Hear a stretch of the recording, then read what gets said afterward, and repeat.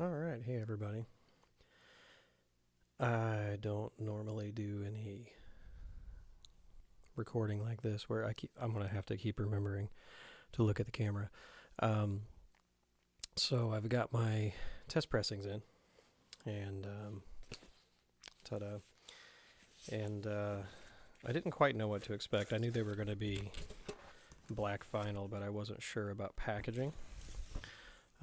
So they are just white sleeves, black vinyl, no labels, no anything.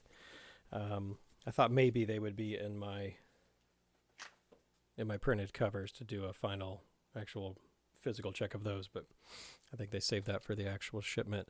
So I have 5 of these to get through as quickly as possible. And I think I mentioned this on the last update, but if you're not familiar with test pressings, the idea is to make sure that the quality of the actual pressing is there. As far as mixing, mastering, all that's up to me. And so hopefully what I sent them translates well. Otherwise I have to pay for a replating. So I am super nervous. And let's go ahead and see what we have here. Give me one sec.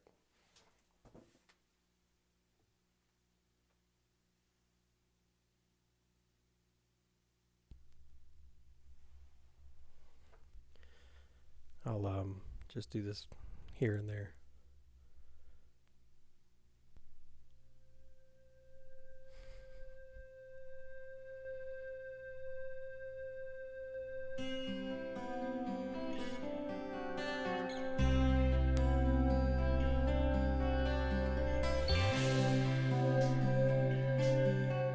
So if I'm being honest, the things I were worried about were like sibilance and things like that.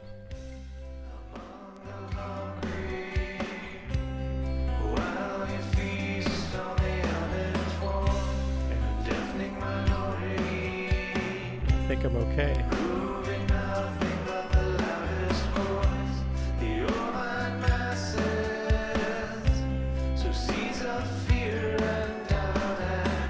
I don't even know what to think right now.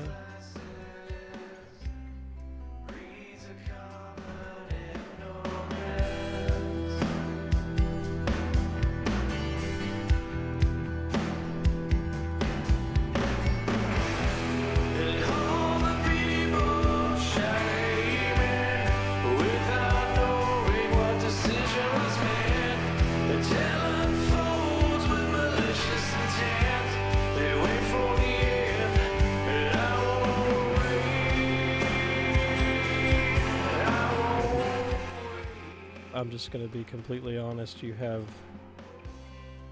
no idea how relieved I am right now. This is kind of surreal. I know I'm not making eye contact. I'm sorry. I keep staring at the turntable. I'm like, why is this coming out of my turntable?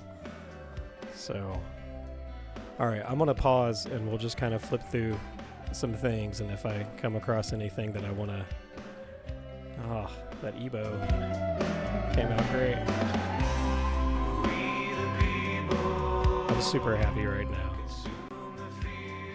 Okay, I'm gonna pause, and if something pops out, I'll come back on. I wanted to check this.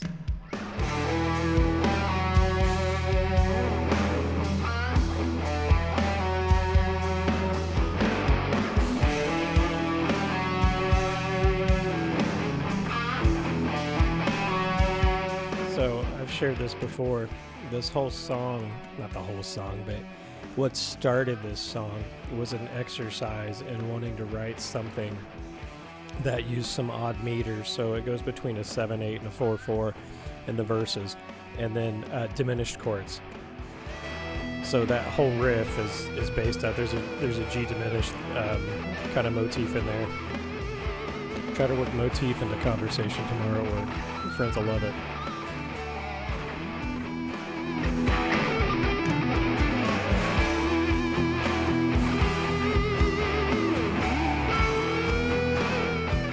cool. All right, let's move on. All right, so excuse me.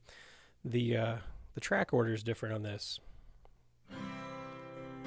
than the CD, and somewhat different. And part of that is just making it fit on a physical medium.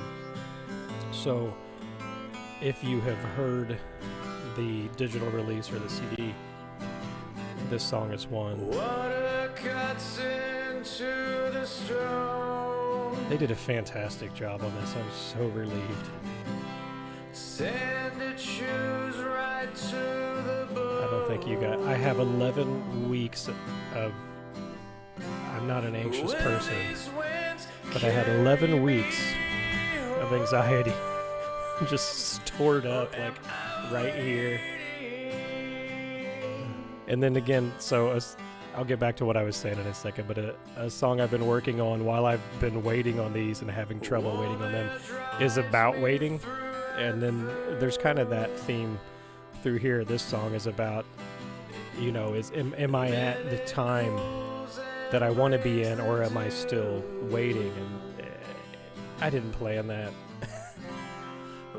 So this song, excuse me, has a false stop on the full release. I keep forgetting to look at the camera.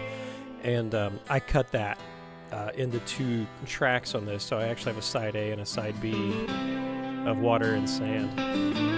I'm sorry, but I'm proud of this solo. It's basic, but it's kind of out of my wheelhouse. That's my Clapton Strat. I think into the classic 30.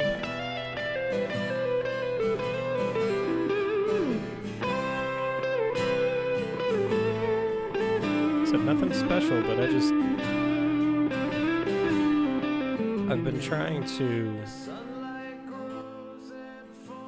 I've been trying to play with a little more purpose.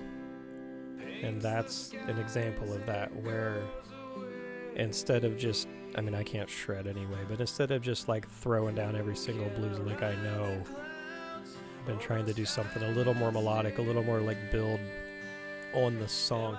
So here.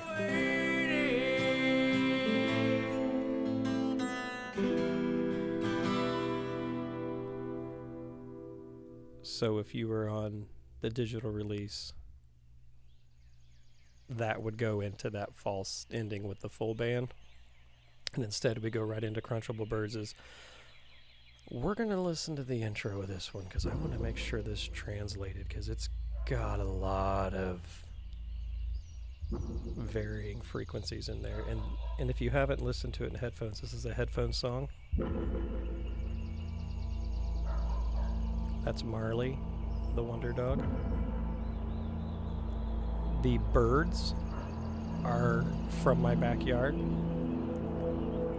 And when we get to the end, the birds change over to, we get these frogs in our area called spring peepers, and they're the loudest thing you've ever heard. And I change it over to the spring peepers, also From My Backyard. It's like some random spring morning. And that's what I started with, was birds, frogs, and dogs. Dags.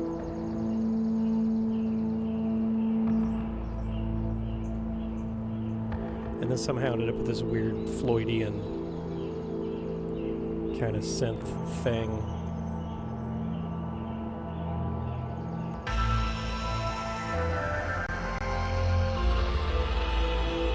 It's completely out of character for me.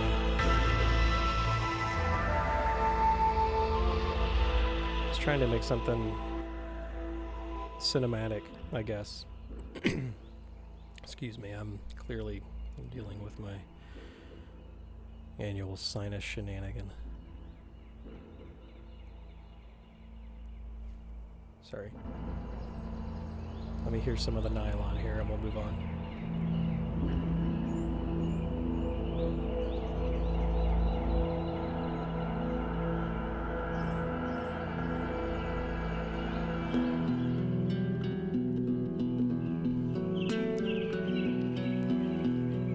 I'm just in disbelief right now. This is wild. You guys are awesome. This never would have happened. I cannot wait to get the final prints in and get these out to you guys now. Like, I was excited before, but I was still nervous, and now I'm just like genuinely ecstatic.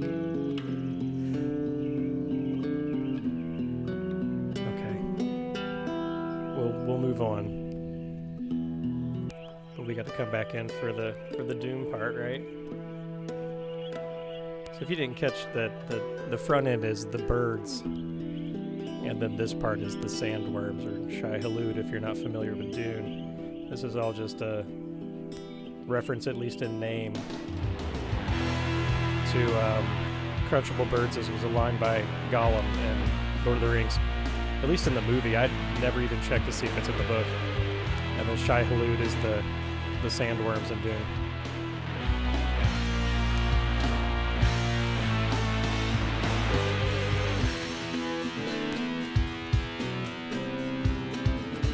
Well, it hasn't popped the needle out, so that's good.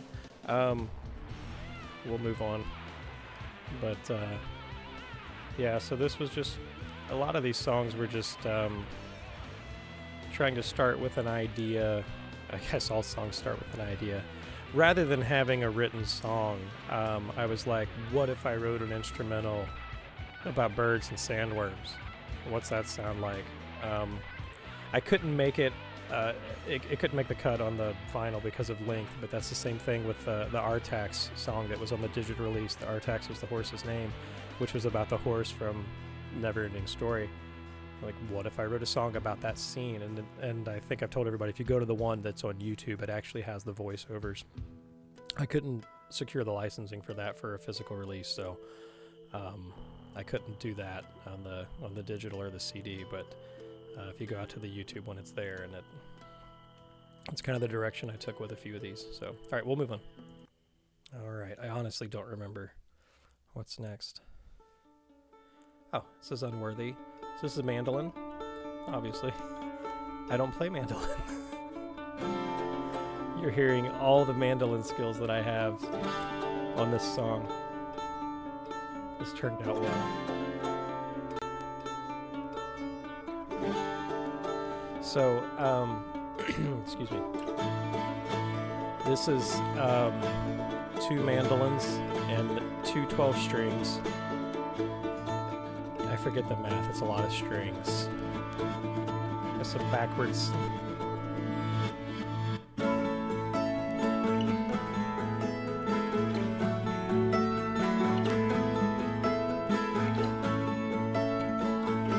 See how the vocals sound. I don't know why I find it. I'm good. So not like I'm good, like I'm good with that. I guess deep inside I feel unworthy. I'll let this play through to the little interlude because I want to hear the fretless. And there's a sample. Oh no. There's a sample of a Celtic hand drum on there that I had to pitch to the song, and I was trying to just do some different layers than what I normally do.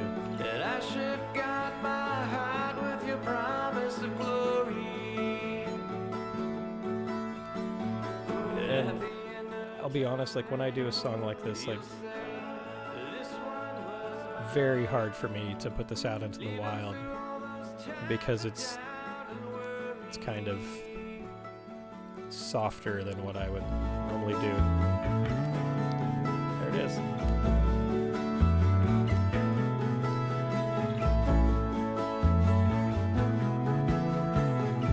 Oh, good deal. I was worried that wouldn't translate. Awesome. Oh, hey, that's my sump pump. So, all right, we'll move on. Okay. I don't remember. Oh. This will be a good test, too.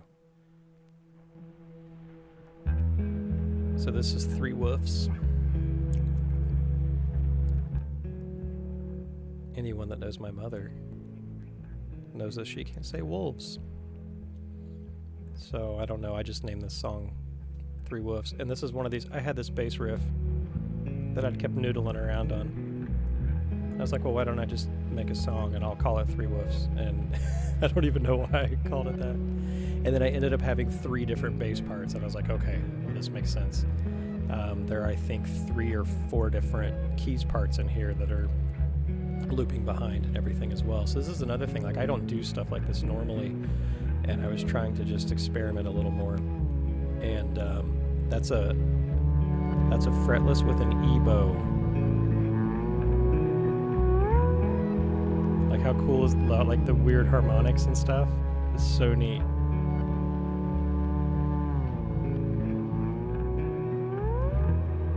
And then this is the third part, right? You've got the main hook, the fretless with the E-bow, and then this is the third woof, if you will. And there's that E-bow. It's like an electric cello. It's crazy. Actually, here's the ta-da. I say that too much. We're going to listen to this all the way through because, again, this is another thing of me just trying to do something cinematic. And then it brings in some high piano there. I forget what setting that is. This is, if anyone's interested, so my cousin Todd was like, hey man, you need to go check out this Sky Keys plugin. And it was on introductory sale for $25. It's still on introductory sale. Go get it. It's got some real cool tones in it, and it's really tweakable. All right, we are getting ready to hit the runoff groove, so I'll get this record flipped over. Does anyone remember Full Moon Fever, Tom Petty? If you had the CD, in the middle of the CD, there was a hidden track in between the tracks called Hello CD Listeners. And it would say, we've reached the point in the album where those listening on album or cassette will have to get up or sit down and turn over the album or tape. So that's, sorry, has nothing to do with anything, but it will never leave my memory. All right, side 2. I don't remember this either.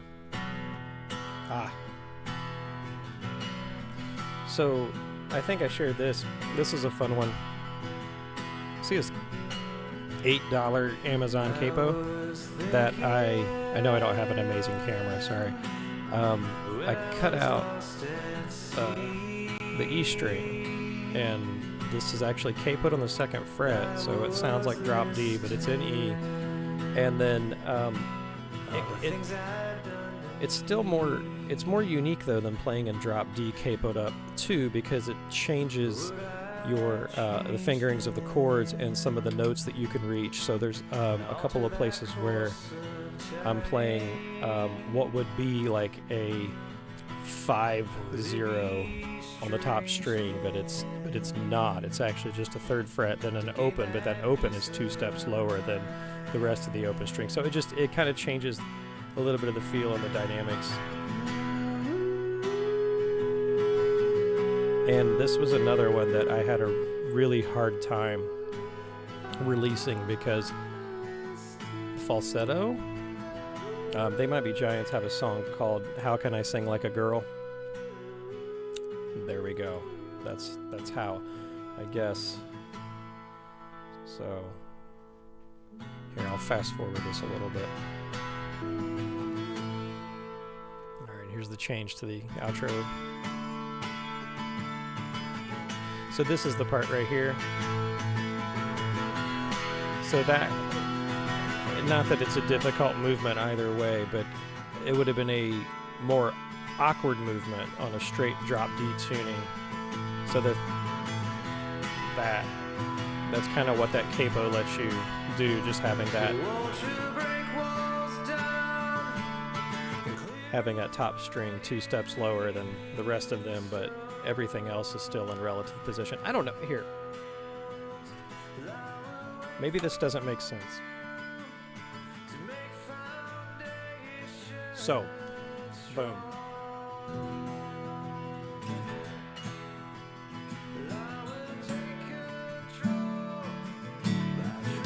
So regular G right there, right?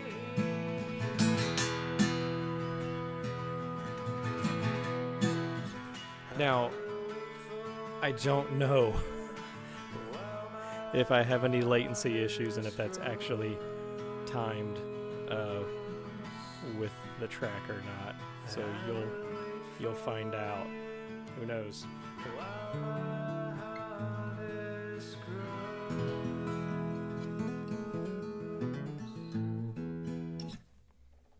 All right, what's next? Prodigal.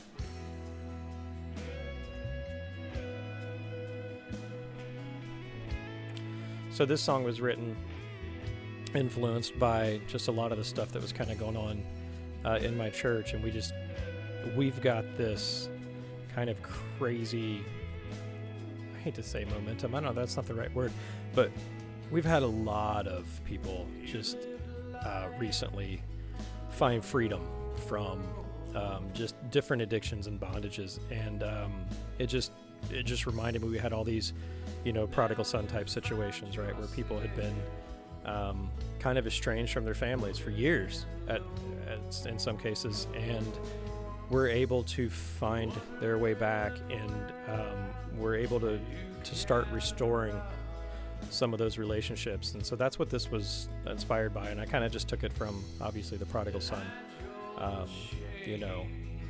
Bible passages, but it also gives me a chance to show off my daughter, who is an extremely talented vocalist. She also plays guitar, piano, bass, ukulele. She recently picked up banjo for a song for a thing at her church, and she's extremely infuriating.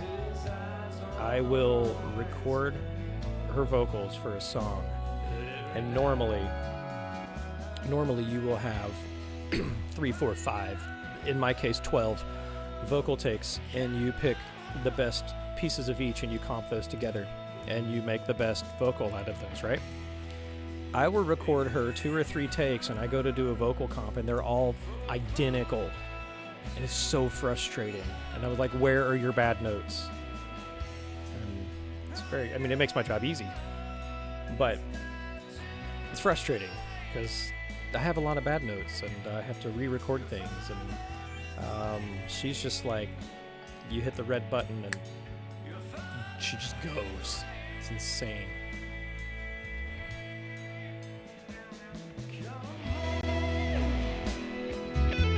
There's one lick in here that I'm actually very proud of.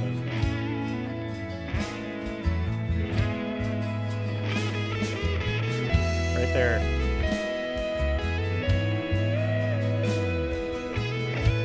Stole it from John Mayer.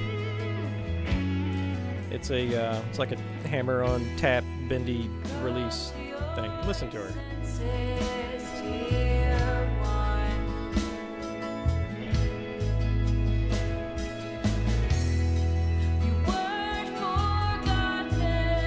And I gotta point out,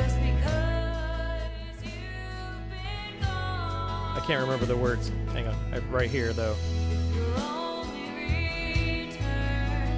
Return. What is that?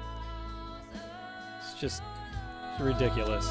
I'm probably gonna get blood work done. I don't think that's mine. I'm kidding, it's mine. If you've seen her, that's hilarious. She's basically just a really pretty version of me with no facial hair. Alright, I'll skip this forward a little bit. Gotta see how the solo does. Your father is waiting.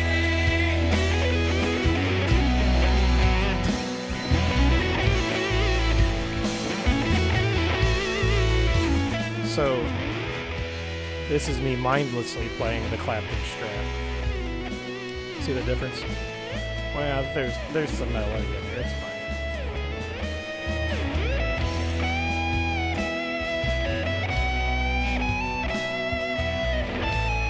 And this is one too. I think this song is almost like 7 minutes long, and I know that's completely unconventional, but like I started like looking at some of these songs and I'm like, how do I how do I trim them down? Like, what do I remove?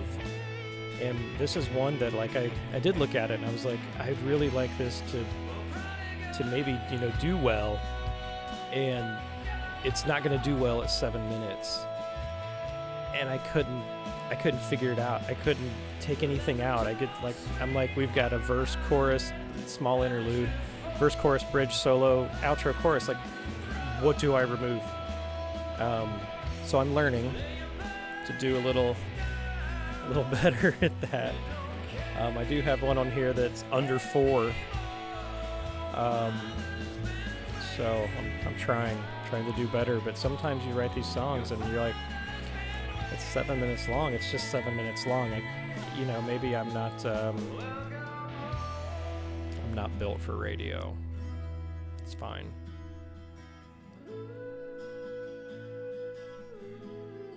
More falsetto. Look at me being brave. So brave. All right. I don't recall what's next. We're running out of songs. I do. This is part 2 of Water and Sand. I'm curious how this fades.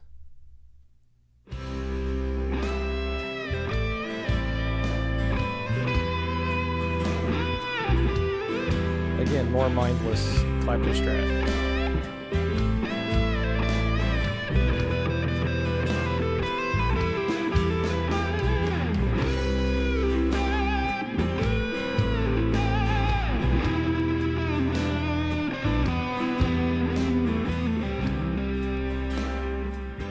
Not only Clapton strat by the model, but I basically ripped everything I know off of Clapton. Oh, I forgot to point that out. I love that Simo riff between the bass and the guitar. And I don't know, that's weird to say because they're both me. But I just happened to come across that, and I was like, wait, what was that? And went back and made it work. All right, so I'll let this play out. I'm trying to keep an eye on time. We're at 27 minutes, so you guys can listen to this on 2 times speed, I guess. I don't know.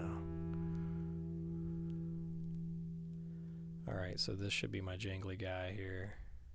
This was me trying to make a radio song. I was a little concerned about this one too. There's a lot of high-end stuff on this.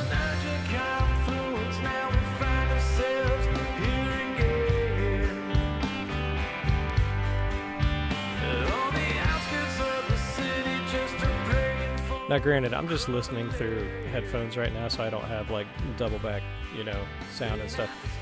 I'll have to give these a real good listen tomorrow, and once I have all of the it's past my bedtime. Once I have all 5 listened to, and they're all consistent and no big pressing issues, anything like that, I give them the thumbs up, and they start printing off the colored ones. So I would really think I would see these sometime mid to late next week. So we'll see what happens. We'll be right back. And here's my big Tom Petty ripoff.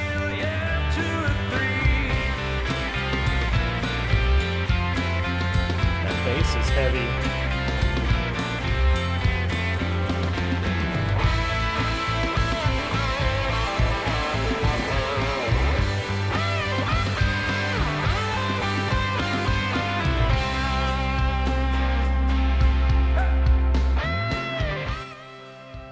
Maybe it's lifting the curtain a little too much. It took me like 9 takes to get the right hey. Now I'm just going to throw that out there. I know that's supposed to happen organically in a studio, but I was not surrounded by a band where I could feed off of them. So that's really, that's a struggle doing some of this stuff. You want something with energy, and it's like, it's just me. I can fit a couple more people in here maybe, but it's a thing. It's different. I'm happy with how this turned out. I'm happy with how this pressing turned out. I'm kind of freaking out a little bit. I'm so concerned And then we'll see what this last one sounds like. This is another one I used that cutoff capo on. I recorded this. I had to cut the count in for time. If you've heard the digital, there's a count in. And I had to do the count in because, again, it was me, and I had to go back and do the overdub for the resonator. So, sorry, that's my sump pump if you hear that. It's not on the record. There are times it tried to be on the record and I had to cut and rewind and re-record.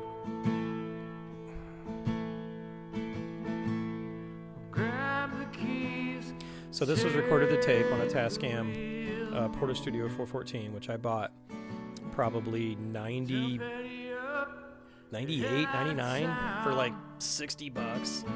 And I've had it ever since. And it's just sat in a box for years and years, and I get it out and goof around with it here and there. There was one day like my computer was being really, really dumb, and Bella wanted to record something when she was younger, probably 8-9 years ago. And I was like, well, we can record it to tape. And she's mind blown. We can record to tape? I'm like, yeah, and it's a pain. But I'm actually working on trying to do some others to tape. Cal's is my ode to both Ohio and the constant urge to not be in Ohio. I love Ohio, don't get me wrong. But once I got out west the first time a few years back and just mesmerized. I know it sounds stupid. I was 40 odd years old and hadn't seen a mountain yet, like a real one. Outside of Tennessee, sorry Tennesseans, but the Smoky Mountains aren't like mountains. I'm in like 12,000 foot type. So that's what this was about. So I tried to put a lot of Ohio Easter eggs in there. We talk about the astronauts. Jesus is real, hell is real. Those are signs along highways. Now, if you are paying attention to the geography, they don't line up with the directions I'm driving in the song, but that's irrelevant. It's artistic license. Grandpa's Barn, obviously. Grandpa's Cheese Barn up north somewhere. I used to be a loan closer, and I would drive circles in Ohio in a day, like 500 plus miles sometimes. So this is the stuff you'd drive by. But if I'm being dead serious, not saying I'll never move away, but I don't feel an urge to. We've got some beautiful stuff around here. If I were to move away, it would be for more country, I think. So, well, y'all, this has gone on really long. I appreciate you checking it out with me. I really hope this video turns out. I gotta go back and listen to it and make sure balances are good and stuff. I feel good. Again, everyone that was involved in this, thank you. Thank you for making this happen. That's all I have. I don't even know what else to say. As soon as I have these in hand, they're going to be shipped out. If you follow me on any social media, just stay tuned. I will have some additional copies for sale. I live pretty close to Plaid Room Records in Loveland. If anybody is familiar with that, I may go down there and see if they do any local music. I don't know if they do or not. If they do, I might throw a few copies in there and see what happens. So stay tuned. I'll let everybody know when I have the actual product in, and you will be notified when yours is in the mail. So this has been wild and surreal. I've talked far too much, and appreciate you hanging out.